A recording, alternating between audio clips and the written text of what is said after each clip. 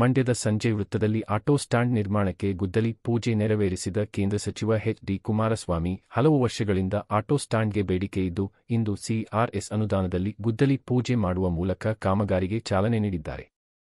ಇದೇ ಸಂದರ್ಭದಲ್ಲಿ ಜೆಡಿಎಸ್ ಜಿಲ್ಲಾ ಅಧ್ಯಕ್ಷ ಡಿ. ರಮೇಶ್, ವಿಜಯ ಆನಂದ್, ರಾಮಚಂದ್ರು ಇತರರು ಉಪಸ್ಥಿತರಿದ್ದರು.